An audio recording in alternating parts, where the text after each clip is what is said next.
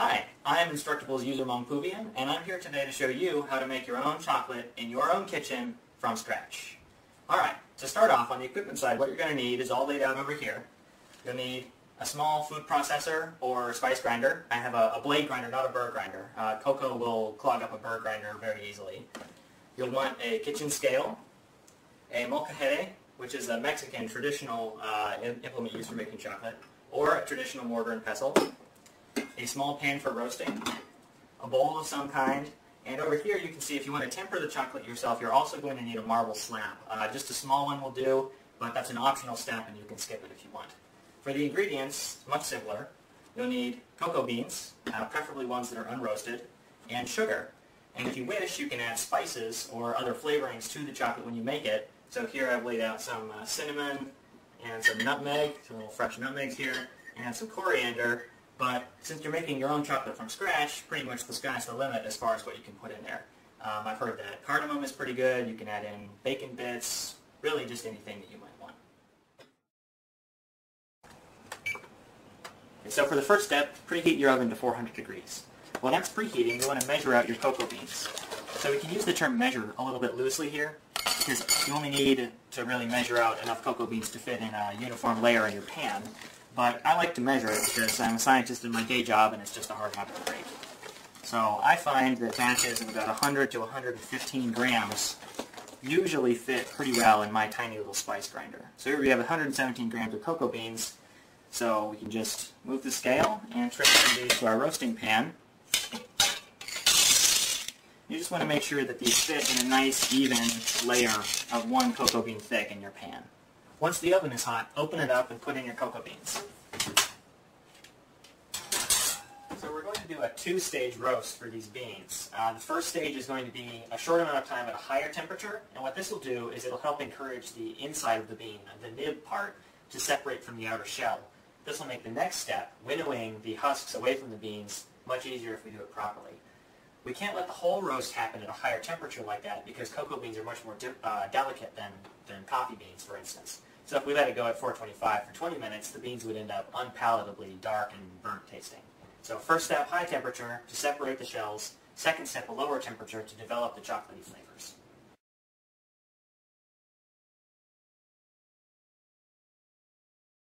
Alright, so what we need to do now is we need to take the beans that we've just roasted and separate the husks from the nibs, which are the desirable part inside the bean.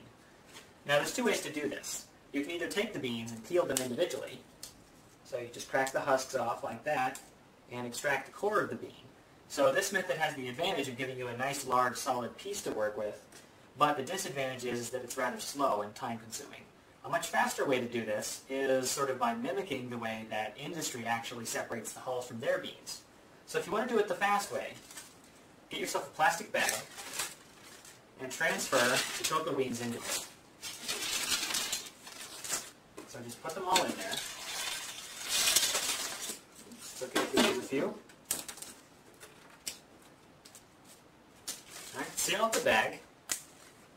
Place it on a hard surface. It doesn't have to be a cutting board, but I find a cutting board is a useful hard surface to have around, so we'll use that.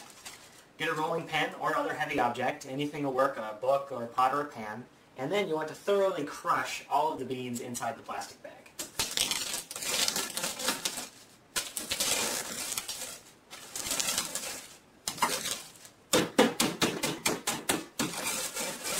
So you really just want to make sure that you've broken apart every single bean that's in the bag. If you find a couple stragglers, just get them at the end of the rolling pin.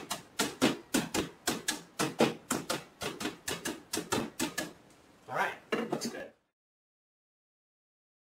Now it's time to winnow the hulls away from the nibs. Industrially, this is done by blowing air over the nibs and the hulls, which separates the hulls out because they're lighter. At home, you can do this with a bowl. Here I've got my bowl with my nibs and my hulls. This hand I've got a hairdryer with which to blow some air on this. You'll also notice that, first off, I'm outside now. This creates a colossal mess, so you do not want to do this indoors.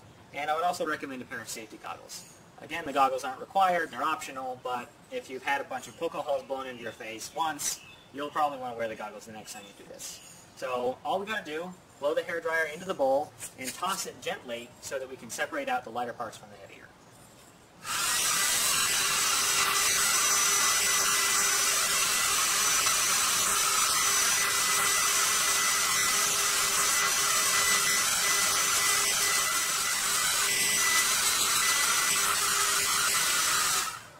and when you're no longer just blowing stuff out of the bowl, you're just about done. So now we can move back inside. Now we're ready to make chocolate. Take your winnowed nibs and a little bit of sugar and your food processor all together. Now I want to make about a 70% chocolate. So in here I have 70 grams of nibs, and in here I have 30 grams of sugar. First off, put the sugar in the food processor and process it until it is super fine.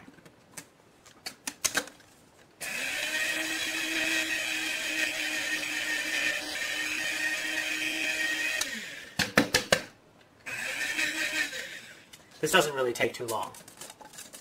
Next, put the nibs in on top of that.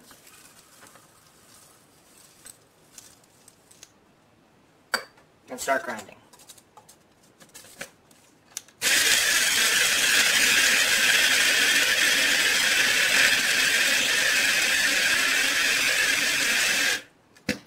So at first, you'll create this mixture that kind of has the texture and consistency of coffee grounds.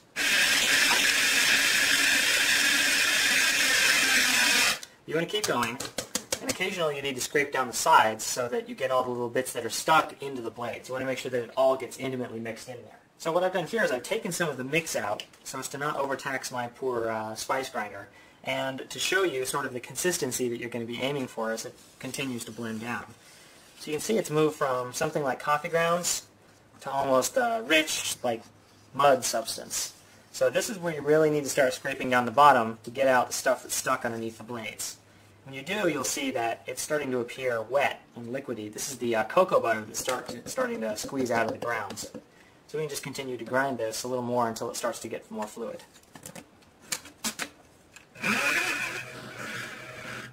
So you can see here now we're getting much closer to our finished product. So it's almost a thick paste now. It's gotten sort of out of the mud stage and closer to the wet clay stage. And these are technical terms, mind you. If you poke it around with your spatula, you see that the mass is starting to become more sort of consistent, but we can still see that it's quite grainy to the naked eye. So we're going to need to continue grinding it until it no longer looks rough to us on the outside.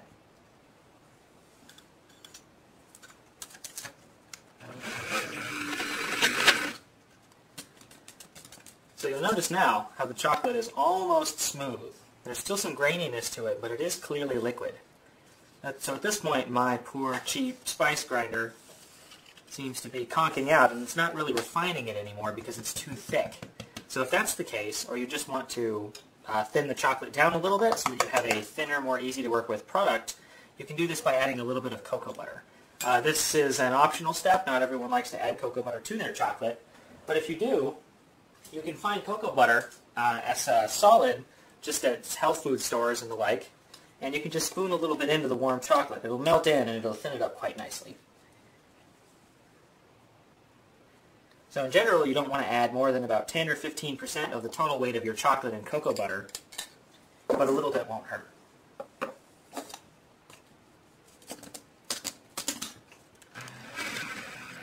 Alright, now that the chocolate is as liquid as it's going to get, you see it's nice and fluid now. Still a little grainy, but sometimes that can't be helped. We're ready to do the next step, which is to conch it. Conching is a process by which we take the chocolate and we put it into a device like this molcajete and then grind it around for a while to coat all of the cocoa fat particles, all of the cocoa solids with fat, and help develop some more of that chocolatey flavor. So take your raw chocolate now and put it into the mortar and pestle or molcajete. Now this has been warmed in the oven just for a few minutes so that the chocolate won't solidify or seize up on us. Just transfer it all out.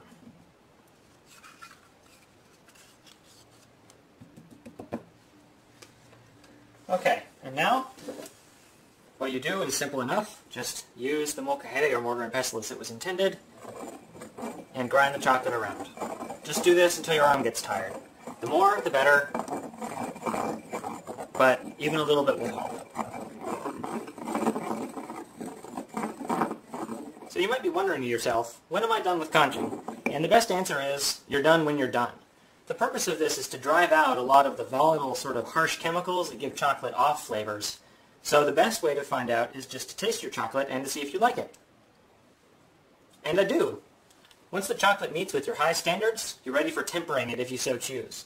Tempering increases the shelf life and stability of the chocolate, so I would highly recommend it. So if you're going to temper it, get out your marble slab, and you're also going to need some form of scraping tool. I use these two paint scrapers that I got at the local hardware store. Tempering when done by this method is called tabling. Now the option that you see most often on the internet and even on Instructables is seeding. So if you wish to avoid the mess and the hassle that's associated with tabling the chocolate, you can also temper it by seeding, in which case you take a small amount of seeded tempered chocolate, melt it, and then mix it in with your batch. But since we're trying to make this from scratch, it seems like a shame to contaminate it with commercial chocolate. If you want to, you can also leave it untempered. That'll change the mouthfeel and the flavor a little bit, but it'll still be tasty chocolate. So at this point, if you didn't want to temper it, you could just pour it into some shells or molds and save it as is. Alright, to table the chocolate, if we had a large batch, you'd want to do a little bit on the table and then return it to the main batch after it's been seeded. But since we have such a small amount, we can just do it, the whole batch, on this marble slab here. So what you want to do is just pour it out on the slab and continually agitate it with the scrapers to stop large chunks from forming. Now the type of seed crystal that you need to form here is created by agitation. So you don't need to worry too much about the chocolate forming other types of crystals if you just keep it moving while it's on the table. Eventually it'll start to thicken up and crystallize, and then that's when you're going to be done. Alright, so you can see now here that the chocolate is solidified quite a bit. You might be thinking to yourself, what if this doesn't work? What if the chocolate goes out of temper? Is this fixable? Of course it's fixable. Tempering is a reversible process. So worst case scenario, the chocolate isn't tempered properly, it blooms upon storage, and then you just have to remelt it and temper it again. If it is out of temper, just make sure that when you do go to retemper it, you heat the whole batch up to at least 122 degrees Fahrenheit, which is the temperature at which all forms of cocoa butter crystals melt. So once it starts to thicken, you can check to see if it's in temper.